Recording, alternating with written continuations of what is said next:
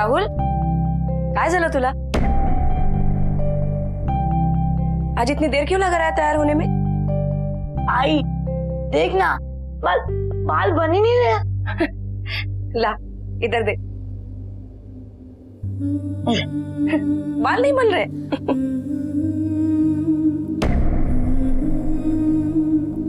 हाँ, होमवर्क सब अकेला ना, और स्कूल में ज्यादा मस्ती मत करना। हाँ, तुम्हारे काका अगले हफ्ते तक हमें पैसे दे रहे, तो स्कूल टीचर से बात कर लेना। हाँ, कि अगले हफ्ते तक हम स्कूल की फीस भर देंगे। हाँ, देख। हाँ आई सांग ना, तू बिना देखे मेरे बाल कैसे बना लेती है? खरं सांगू, मैं देख सकती हूँ। म्हणजे? मन की आंखों से।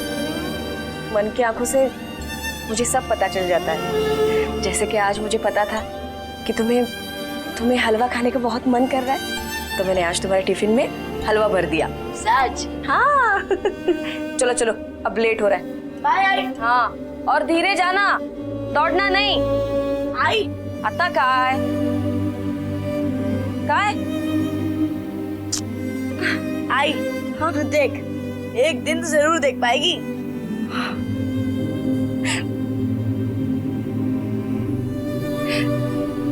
मेरी आंखें तो तू है। चल चल, अब निकल, लेट हो रहा है स्कूल के लिए। बाय। हाँ हाँ।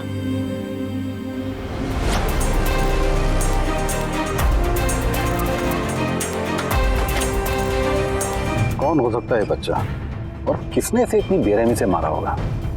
एक काम करो, आसपास का अच्छी तरह से मुआयना करो और बॉडी को पोस्टमार्टम के लिए भिजवा दो। सर, शिंदे जिस बच्चे की लाश मिली है उसकी उम्र तकरीबन 8 से 12 साल के बीच में। एक काम करो, आसपास के सभी पुलिस स्टेशन में उन लोगों का पता करो जिन्होंने अपने 8 से 12 साल तक के बच्चे की गुमशुदगी की रिपोर्ट लिखवाई हो, और उन्हें फौरन बॉडी की शिनाख्त करने के लिए बुलवाओ। हो सर।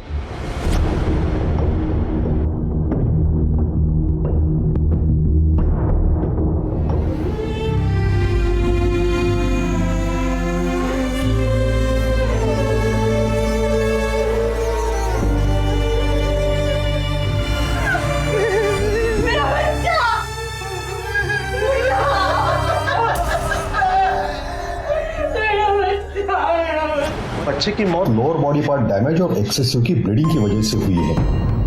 बच्चा काफी दर्द से गुजरा होगा मरने के पहले। इसके भी हाथ पांव पर रस्सी के निशान हैं। इसका मतलब है हाथ और पांव बांधकर लोअर बॉडी पार्ट को डैमेज किया गया है। और मारने वाले ने जख्म के ऊपर एंटीसेप्टिक सॉल्यूशन भी लगाया है। आपकी किसी से कोई दुश्मनी? साहब, गरीबों की किसी से क्या दुश्मनी होगी साहब? मुन्ना को आखिरी बार आप लोगों ने कहाँ देखा? आज स्कूल गया था, स्कूल की छुट्टी में दोस्तों को दिखाई दिया। इसके बाद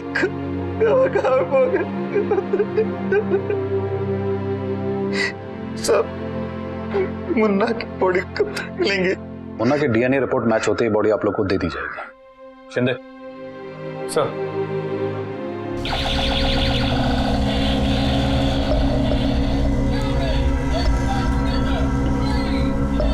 राहुल,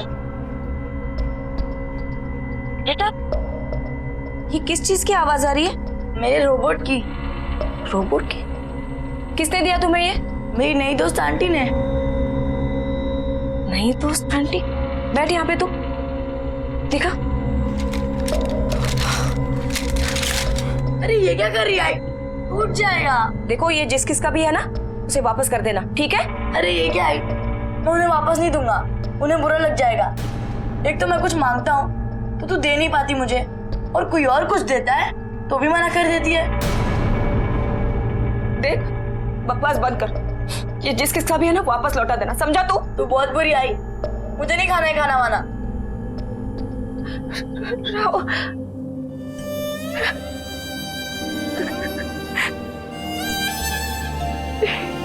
ये क्या आई? तू तो रोने लगी। मैं तो ऐसे ही कह रहा था। अरे नहीं, वो क्या है ना, एक डर सा लगा रहता राहुल। एक तू ही तो मेरा सहारा है। ये दुनिया ना बहुत बुरी है, बहुत मतलबी। बिना किसी मतलब के कोई किसी को कुछ नहीं देता। देख, तो ये जिस किसका भी है ना, उसे वापस लौटा देना। और तुम्हारी ये जो नई दोस्त है उनको कभी घर पे लेके आना, मैं मिल लूंगी तो मुझे भी तसल्ली हो जाएगी। हाँ? ठीक है आई। चल खाना खा। आई अरे तू खा।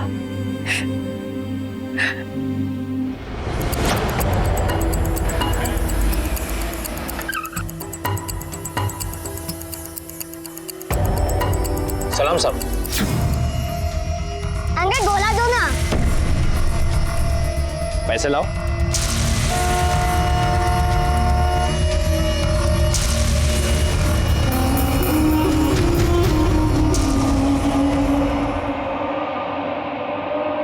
सर मैं उसे देख नहीं पाया क्योंकि वो बहुत दूर खड़ा था। ठीक है, शिंदे ये आदमी अमीर है जो मुन्ना का इतना अच्छा दोस्त बन गया और उसे पैसे भी देता था। अब इसका जवाब तो मुन्ना के घर वालों के पास ही होगा। तो ये भी पता चला है कि बनवारी पिछले 2 साल से काफी कर्जे में था। एक बार तो उसने खुद को और अपने पूरे परिवार को खाने में जहर डाल के मारने की कोशिश की। बहुत बड़ा बवाल हुआ था इस मैटर पे, पूरा मोहल्ला इसके बारे में जानता है। चलो बनवारी के घर चलते हैं। सर एक बार मारने की कोशिश की थी मैंने। मेरे घर के हालात बहुत खराब थे, पैसा नहीं था, काम नहीं था, ऊपर से कर्जा भी बहुत बढ़ गया था मेरा। लेकिन सब जैसा जैसा मेरे पास पैसा आया ना, मैंने कर्जा भी फेड़ा और मुन्ना मुन्नी को दोनों को भी स्कूल में भेजा। मैं कुछ नहीं किया सर। वो आदमी कौन था जो मुन्ना को पैसे और खाने की चीजें दिया करता था? साहब हमें लगा कोई भला इंसान है जो इतनी महंगी चॉकलेट और टॉफियां लाता है। हम तो मुन्ना से अपने बहनों के लिए भी लाने के लिए कहते थे साहब। वो हमारे लिए खाने का पार्सल भी लाता था। अच्छा, किसी गाड़ी वाले या किसी ड्राइवर से आप लोगों की कोई दुश्मनी? हम किसी गाड़ी वाले को नहीं जानते साहब। कहीं ऐसा तो नहीं कि उस सफेद गाड़ी वाले ने मुन्ना को किडनैप किया और फिर उसकी जान ले ली? आखिर उसकी इन लोगों से क्या दुश्मनी हो सकती है? क्या वाकई मुन्ना के लिए वो एक अजनबी था या मुन्ना उसे पहले से ही जानता था? पता करो। सर मेरा 11 साल का बेटा बंटी स्कूल से वापस नहीं आया। आपने स्कूल में पता किया? सर सब जगह पता करवाया, स्कूल, उसके दोस्त से, रिश्तेदारों से, लेकिन किसी को कुछ नहीं मालूम। किसी पे कोई शक? किसी से कोई दुश्मनी वगैरह? हाँ हो सकती है। बंटी के पापा बिल्डर है। सर ये मेरा बेटा बंटी। बच्चा अमीर घर का होने की वजह से ये केस किडनैपिंग का हो सकता है। इस केस की सारी डिटेल निकालो, घर के सारे फोन टैप करवाओ। हो सकता है किडनैपर रैंसम के लिए फोन करे। हो सर। आपके हस्बैंड कहाँ हैं? सर वो दुबई में, बता दिए उन्हें, बहुत बिजी रहते हैं, शायद आज है। हम आपके बेटे को ढूंढने की हर मुमकिन कोशिश करेंगे, आप जाइए।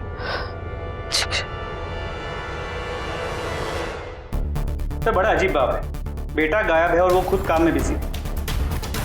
शिंदे ये केस कहीं मुन्ना के केस से रिलेटेड तो नहीं है? क्योंकि बंटी भी ठीक उसी तरह स्कूल के बाहर से गायब हुआ है। We have to be very careful. Rahul वो खिलौना तूने वापस कर दिया ना? हाँ वो तो कब का वापस कर दिया। ये आवाज किसकी है? वो बाहर किसी बस की आवाज होगी आई। हाँ बहुत अच्छा किया तुमने खिलौना वापस कर दिया। और उस आंटी से भी कह दिया कि मुझसे वापस ना मिले, और वो कहने लगी कि वो तुझसे मिलने आएगी। ठीक है, शाबाश।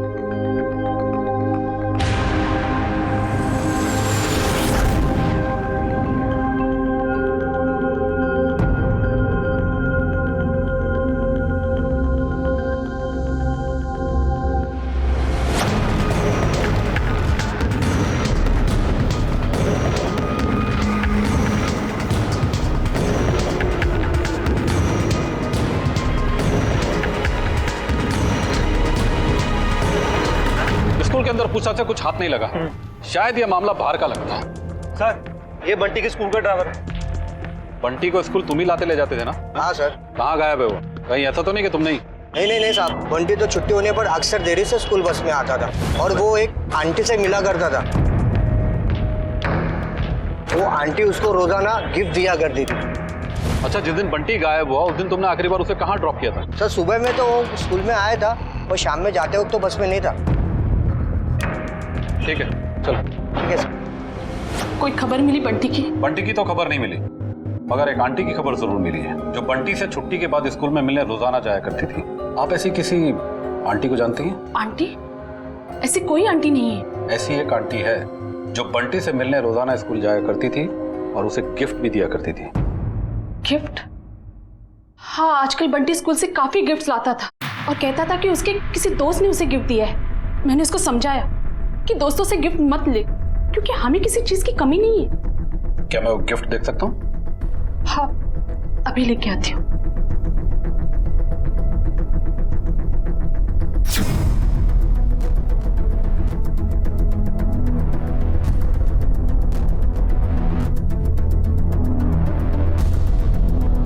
सर, ये है वो खिलौना। सब बंटी ने मुझे कभी किसी आंटी के बारे में कुछ नहीं बताया।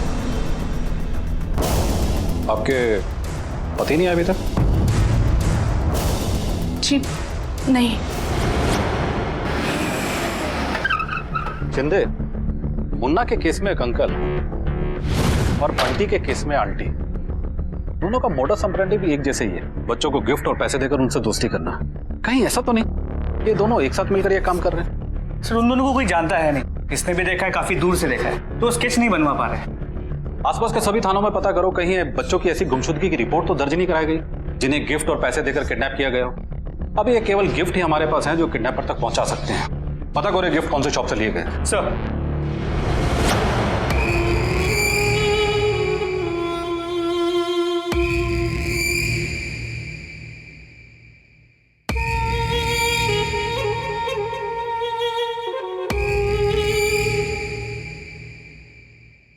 आंटी, गाड़ी बहुत अच्छी है।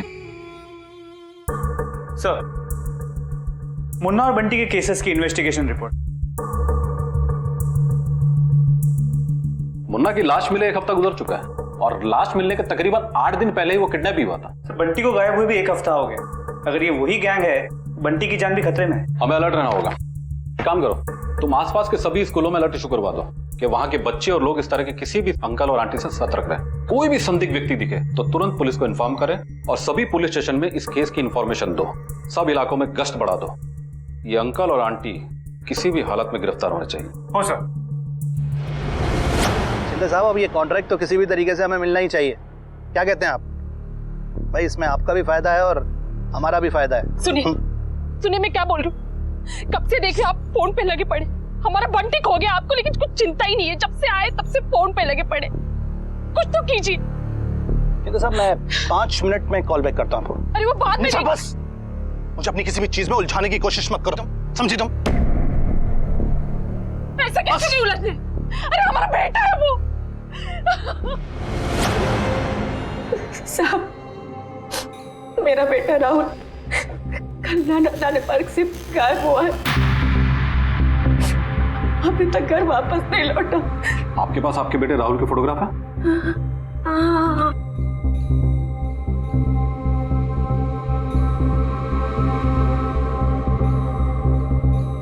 एक बात बताइए, आपके बेटे राहुल को आजकल को गिफ्ट दे रहा है कोई अंकल या कोई आंटी? आपको कैसे पता? राहुल कह रहा था कि कोई आंटी उसकी नई नई दोस्त बनी है और उसे गिफ्ट्स देती है, लेकिन मैंने डांटा राहुल को और वो सारे गिफ्ट्स वापस भिजवा दिए। हेलो, क्या? ठीक है, आप रिपोर्ट लिखवा दीजिए। हम जल्द से जल्द आपके बच्चे को ढूंढने की कोशिश करेंगे। शिंदे, चलो, नाले के पास एक और बच्चे की लाश मिली है।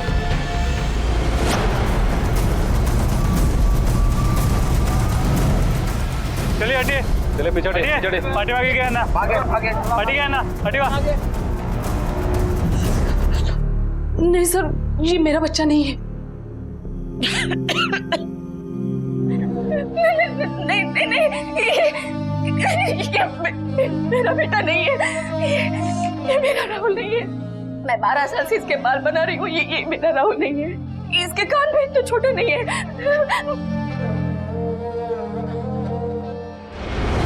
इंस्पेक्टर, बच्चे की मौत इन्फेक्शन की वजह से ही हुई है। जख्म के अंदर एंटीसेप्टिक सॉल्यूशन की पट्टियां भिगो कर डाली गई थी। जिससे जख्म सड़ने लगा और कुछ ही दिनों में बच्चे की मौत हो गई, शायद 4 या 5 दिन। मतलब ये बच्चा पूरे 4-5 दिन दर्द से तड़प रहा होगा। कोई भला इस तरीके से इन बच्चों को क्यों मार रहा है? अगर ये प्रोस्टिट्यूशन या सेक्स रैकेट भी होता तो लोअर बॉडी पार्ट को क्यों डैमेज करते? सेक्सुअल वायलेंस भी कहीं नजर नहीं आया। बड़ा ही अमेचुरिस काम है।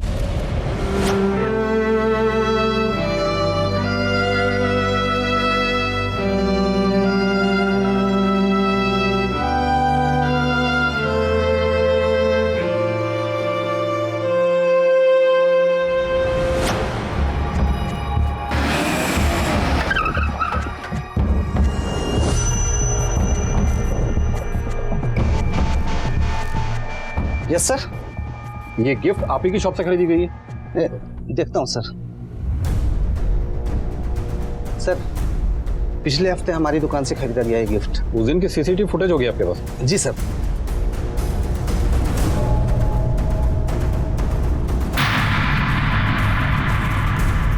इस फोटो का साइबर सेल भेजो और पता करो कि ये फोटो एनलार्ज हो सकती है। सर एक मिनट।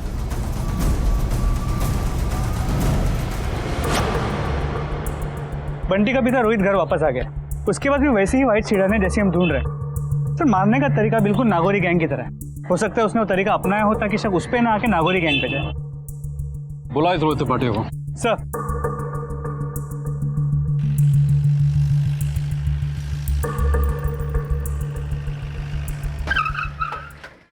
हमने तेरी पूरी जन्म कुंडली निकाली रोहित, और पता चला है कि तू कभी बंटी के स्कूल गया और ना ही कभी उसकी टीचर से मिला।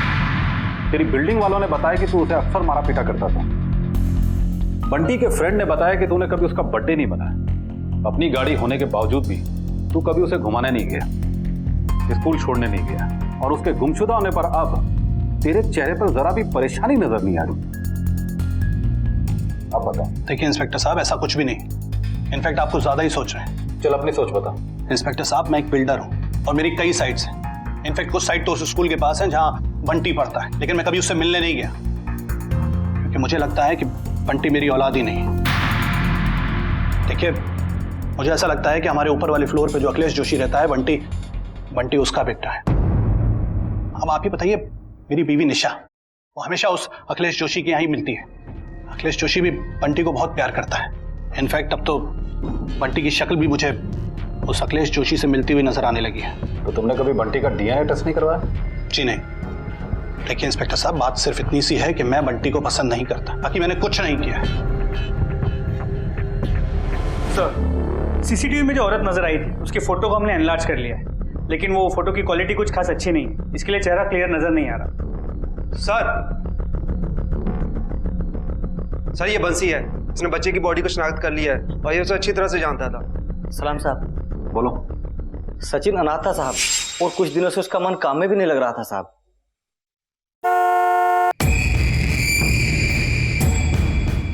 क्या कर दिया? नुकसान का तेरा बाप भरेगा बे।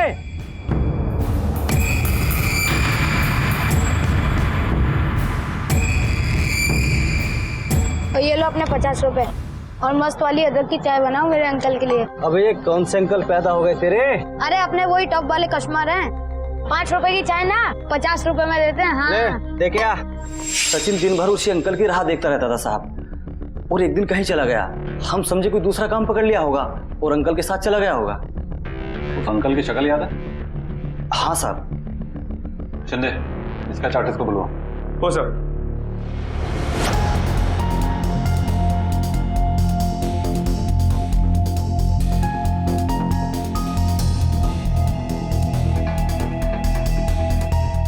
हाँ साहब, ये वही अंकल है। शिंदे, इस अंकल के बारे में सभी पुलिस स्टेशन पे पता करो, कहीं कोई रिकॉर्ड तो नहीं है, और यहाँ के लोकल पेपर में भी इसकी फोटो पब्लिश करो। ये आदमी हमें जल्द से जल्द चाहिए। हो सर।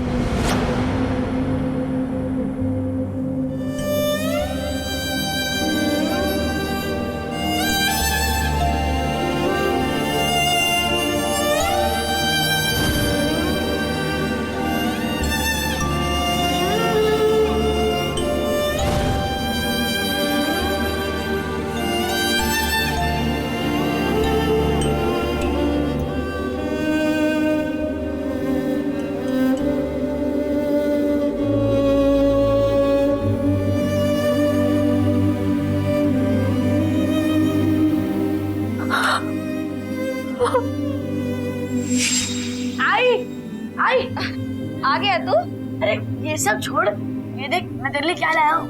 क्या है ये? चश्मे कहाँ से लेके आया? अरे आई, पहले ये पेन के देख। अरे दिखा। नहीं नहीं दिखा। अरे किसने दिया, बोल ना, कहाँ से लेके आया? ये पेन, अब कुछ दिखा? नहीं बाबा, नहीं दिखा। नहीं। आई तू देखना, एक दिन तू सब कुछ देख पाएगी।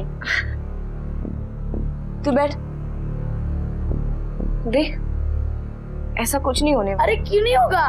तुझे पता है इस शहर की सबसे बड़ी आई डॉक्टर मेरी अच्छी दोस्त बन गई है। कहानियां बनाना तो कोई तुझसे सीखे।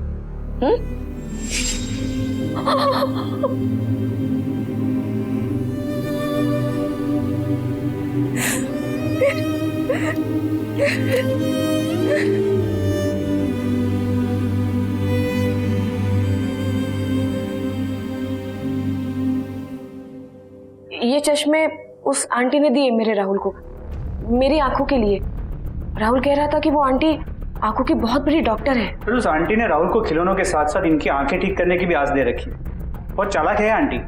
इस अंकल आंटी की जोड़ी ने बच्चों की मजबूरियों के साथ साथ उनकी जरूरतों को भी ढाल बना रखा है। शिंदे, अभी हम किसी भी बात को इग्नोर नहीं कर सकते हैं। एक काम करो, इस शहर के जितने भी लेडी आई डॉक्टर्स हैं उनका डेटा निकालो और उस गिफ्ट शॉप वाली सीसीटीवी फोटो से मैच करो। हो सकता है कुछ ना कुछ तो जरूर मिलेगा। हो सर।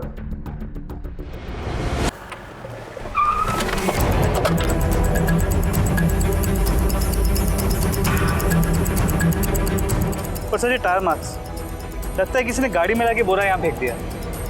मारने का तरीका बिल्कुल वही है। बॉडी को पोस्टमार्टम के लिए भिजवा दो और गुमशुदा बच्चों के माँ बाप को शनाख्त के लिए बुलाओ। सर देख नहीं सकती लेकिन महसूस तो कर सकती हूँ ना। यहाँ पे जब आती हूँ तो मेरा कलेजा मुंह में आता है। हाँ, किसी भी माँ के लिए इससे कठिन पल और क्या हो सकता है। ये तो मेरा बेटा पढ़ती है। बच्चे की मौत लिंक काटने से हुई है। इसके भी हाथ पांव पर रस्सी के निशान हैं, जैसे मुन्ना के केस में थी। इसका मतलब है हाथ और पांव बांधकर उसका लिंक काटा गया होगा और मारने वाले ने जख्म के ऊपर एंटीसेप्टिक सॉल्यूशन भी लगाया है। कातिल पहले बेरहमी से बच्चे का लिंक काटता है, फिर उस जगह पर एंटीसेप्टिक सॉल्यूशन लगाता है, बाद में मरने के लिए छोड़ देता है, चेहरा बिगाड़ देता है।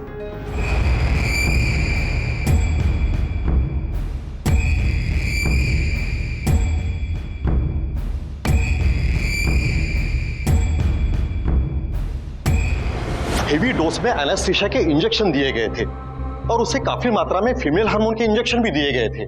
बच्चे के लिंक काटने के बाद भी उसे 3-4 दिन तक रोज कम मात्रा में एनेस्थीसिया के इंजेक्शन दिए गए थे।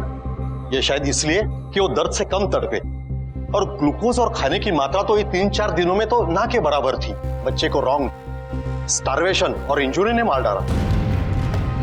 डॉक्टर, ये हार्मोनल इंजेक्शन क्या होता है? ये इंजेक्शन मेल की बॉडी में फीमेल के हार्मोन्स बढ़ाता है, जिससे मेल की बॉडी में फीमेल जैसे चेंजेस होते हैं। सारे विक्टिम्स लड़के ही, कोई क्यों इन मासूम बच्चों को ये इंजेक्शन दे रहा है?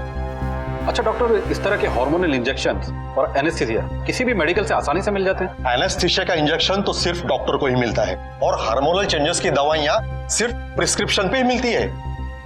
सर कहीं ऐसा तो नहीं कि अंकल और आंटी के साथ लड़कों ने कोई बुरा बर्ताव किया और वो अपना बदला लड़कों के साथ इस तरह ले रही है? Thank you doctor. शिंदे, पता करो हार्मोनल इंजेक्शन कौन कौन सा मेडिकल में मिल रहे हैं और किस किस ने खरीदा। सर यही है वो दुकान और यहीं पे आया था वो। ये आदमी आपके यहाँ पे आया था?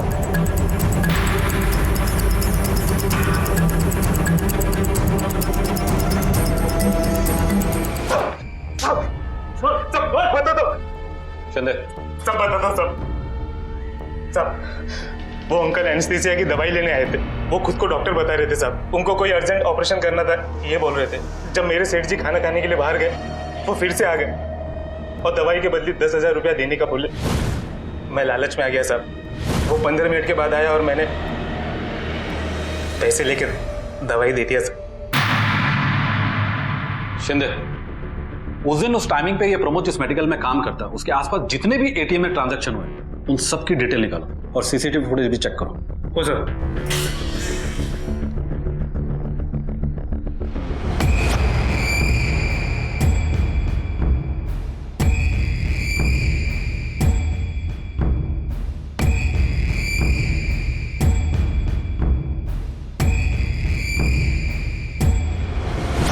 मेडिकल शॉप के आसपास 3 ATMs और उस वक्त तीनों ATMs में मिला के कुल 25 एंट्रीज हुई थी सर। उनमें से इसे देखिए, इसकी शक्ल इस स्केच से मैच करती है सर। इसका नाम अमन माथुर है, PNC बैंक का एम्प्लॉय, आजाद नगर में रहता है। इसके पास भी वैसी ही सफेद सीडान है जैसे आई विटनेसेस ने कहा था। अमन माथुर, चलो इस अमन माथुर को उठाते हैं।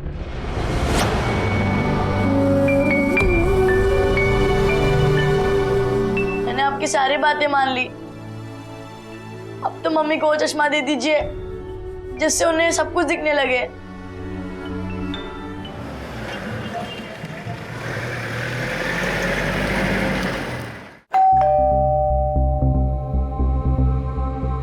अमन माथुर वो तो नहीं है। कहाँ गया? उन्होंने संन्यास ले लिया है।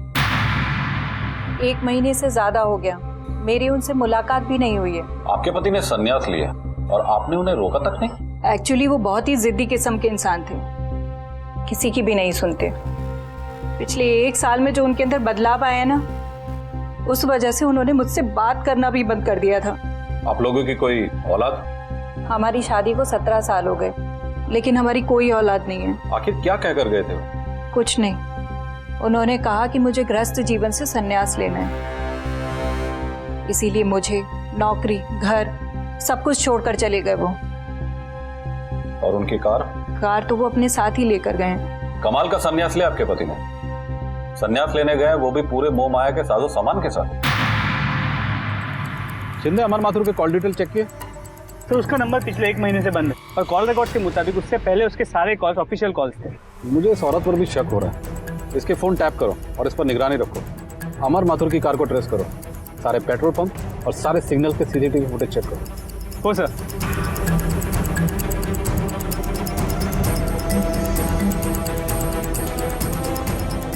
जी मैं अमन माथुर की जगह पर ही पोस्ट हुआ। सुनने में आया है कि वो बहुत ही अच्छे मैनेजर थे। ठीक है, थैंक्स। सर, इनके पास अमन को लेकर कोई इन्फॉर्मेशन है। बोलो। मैंने कई बार अमन सर को लेडीज वॉशरूम में जाते हुए देखा है। एक बार तो मैंने उन्हें पकड़ लिया तो उल्टा मुझ पर ही भड़क पड़े। Sir, ladies toilet.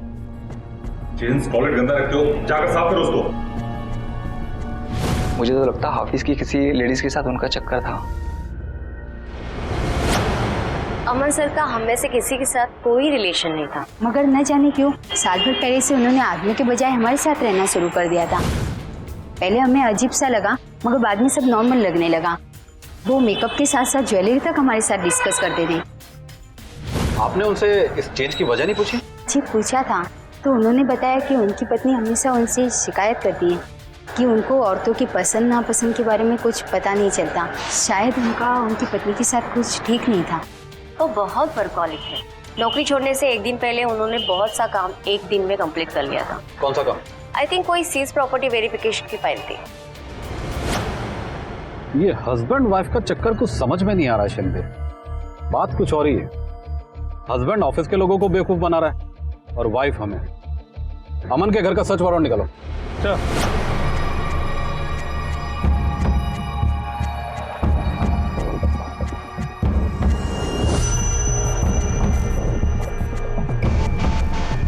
Thank you uncle.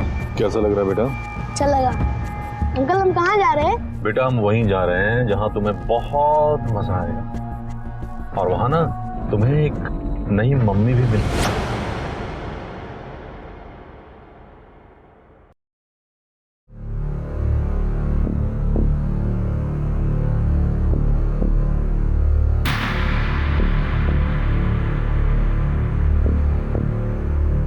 Rahul, वो खिलौना तुमने वापस कर दिया ना? हाँ, वो तो कब का वापस कर दिया।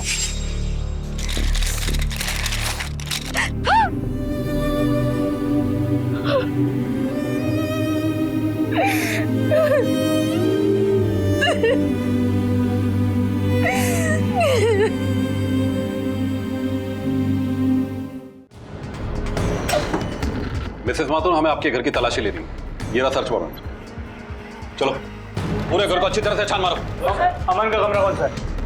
शिंदे। सर रुकिए, आप ऐसा कैसे कर सकते हैं सर? चाबी दीजिए। सर इसकी चाबी मेरे पास नहीं है, इसकी चाबी उन्हीं के पास रहती है, वो इसे हमेशा लॉक रखते हैं सर। तोड़ दो।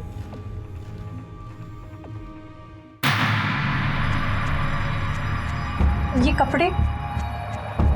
ये सारा सामान आपका है? नहीं सर, मैं तो खुद सरप्राइज हूँ कि अमन की अलमारी में ये कपड़े कहाँ से आए। मिसेस माथुर, कहीं ऐसा तो नहीं आपके पति की लाइफ में कोई दूसरी औरत?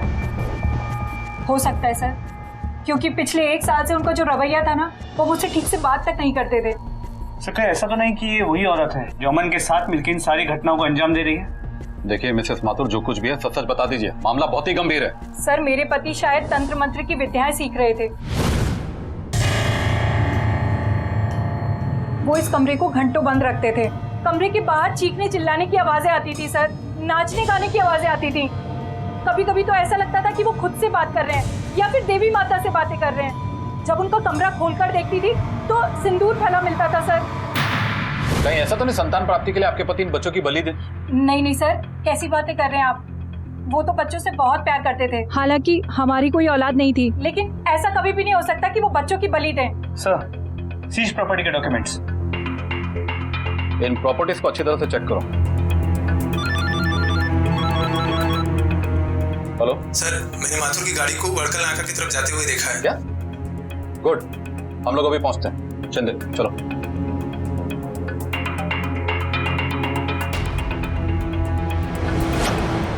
और कोई नहीं रहता क्या? बताता हूँ बेटा, अभी बताता हूँ। यहाँ ना बहुत लोग रहते हैं। मैं हूं, तुम हो और तुम्हारे बहुत सारे दोस्त।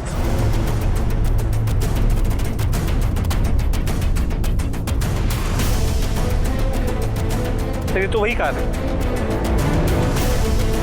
सर। बैंक ने जो प्रॉपर्टी सीज की थी और जिसके पेपर से मैं अमन के घर से मिले थे, वो यहीं करीब है। कहाँ पर? सर यहीं सीधे। चलो।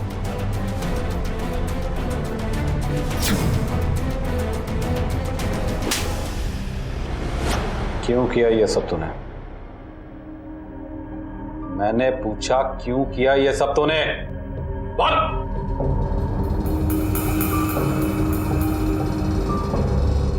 पता नहीं क्यों, मुझे भी नहीं पता। मेरे अंदर अचानक ही परिवर्तन होना शुरू हो गया। लड़कियों की हर चीज मुझे अच्छी लगने लगी। मैं किन्नर बनना चाहता था। फिर मैं किन्नरों की टोली में भर्ती होने भी गया था, पर उन्होंने हमें बहुत मारा। उन्होंने कहा किन्नर खुदा बनाते हैं, हम खुद नहीं बन सकते।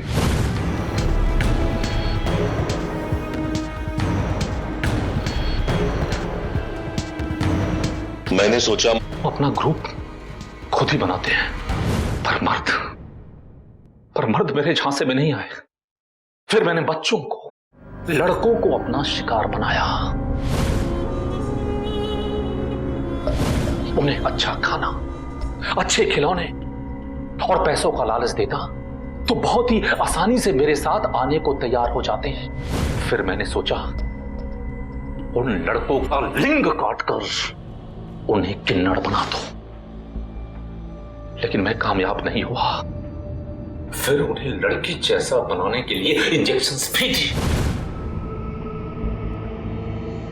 लेकिन तुझे उन मासूम बच्चों को इतनी दर्द भरी मौत देते हुए जरा भी दया नहीं आई? नहीं, मैं उन्हें मारना नहीं चाहता था। मैं उन्हें सखी बनाना चाहता था, ताकि मैं उन्हें नई जिंदगी दे सकूं और मैं उनके साथ नई जिंदगी बिता सकूं। तेरे इस बेतुके जुनून ने कई मासूमों की जान ली है। तेरे इस जुर्म के लिए मौत की सजा भी बहुत कम है। तुम्हारी डीएनए रिपोर्ट आ गई रोहित। बंटी तुम्हारा बेटा है। काश तुमने बंटी को अपने बेटे जैसा प्यार दिया होता तो उसे बाहर के लोगों से प्यार ढूंढना नहीं पड़ता।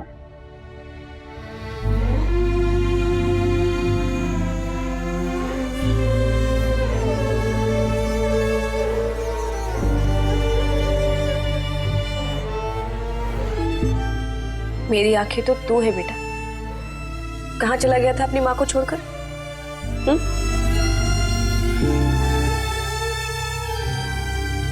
इंसान का चेहरा नहीं बल्कि उसकी मानसिकता उसे अच्छा या बुरा बनाती है, उससे अच्छे या बुरे काम करवाती है। सर, समाज के दबाव में आकर हम कुछ बातें छुपाने लगते हैं। अगर अमन ने भी अपनी सोच में आए इस बदलाव के बारे में अपनी पत्नी या किसी साइकियाट्रिस्ट से शेयर किया होता तो उसे एक सीधी राह मिलती और वो इतना घिनौना अपराध करने से बच जाता। दूसरी तरफ ये केस सभी माता पिताओं के लिए भी एक सीख है कि हम अपने बच्चों को अच्छी तरह से समझें, उनकी बातें सुनें, उन्हें वक्त दें, उन्हें बाहर की दुनिया से अवगत कराएं और उन्हें हर पल सतर्क रहने की सीख दें। इसी विचार के साथ अब मैं अनूप सोनी आपसे विदा लेता हूं। फिर मुलाकात होगी अगले एपिसोड में एक और चौंका देने वाले केस के साथ। तब तक अपना और अपने परिवार का ख्याल रखें और देखते रहें क्राइम पेट्रोल डायल 100। सबक एक को सीख हम सबको। जय हिंद।